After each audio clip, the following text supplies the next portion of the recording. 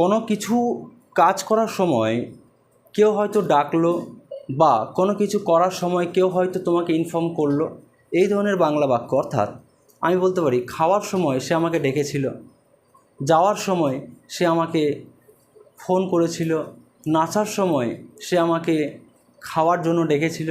এই যে কাজগুলো আমরা করি সেগুলো আমরা কেমনভাবে করব।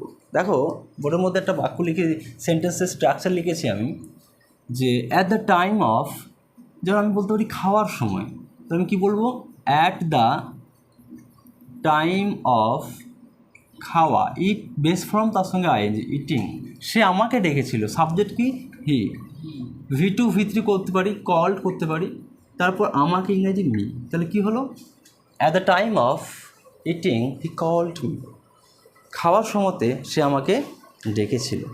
এবার আমি যদি বলি, তোমরা আমার সঙ্গে সঙ্গে বলো যে নাচার সময়, তাহলে কী বলবো, at the time of dancing.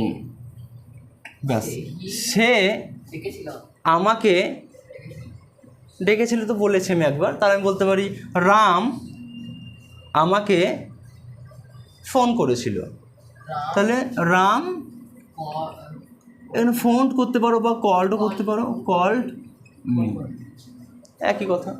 তারপর আমি তো বললাম যে পড়ার সময়, তাহলে কি বলবো, at the time of reading.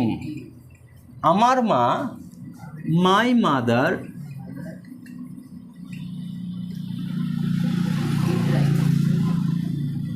My mother, এবার আমার মা আমাকে কী করেছিল, তাহলে কী বলতে পারি, my mother called me for, তখন আবার ওখানে কী হবে, ফর ইটিং হয়ে যাবে, ভাত খাওয়ার জন্য, একই কথা, জাস্ট ফর ইটিং হয়ে যাবে।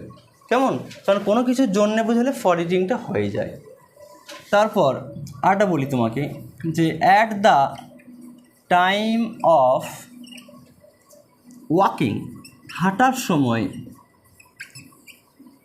At the time of walking মানে কি, হাঁটার সময়, হাঁটার সময় রাম আমাকে ধরেছিল, তাহলে কি বলবো, রাম, V3 বলবো কট, কট মি, এখানে কিন্তু বেস ফর্মটা আনবো না, V2 আর V3টা আনবো। তাহলে আমরা যখন কোনো কাজ করছিলাম, খাওয়ার সময় সে আমাকে ডেকেছিল, নাচার সময় সে আমাকে বলেছিল, এই ধরনের যখন আমাদের কোনো বাক্য থাকবে তখন আমরা অনায়াসে এই রুলসটা ব্যবহার করতে পারি এবং তুমি বাংলা থেকে ইংরেজিটা করতে পারো। কেমন? সো আজকে এইটুকুই, দেখা হবে নতুন কোনো এপিসোড নিয়ে। আপাতত সবাই ভালো থাকবে। Thank you very much, have a good day. দেখতে থাকো আমার তোমার প্রিয় channel Uttaran English coaching centre. So thank you very much.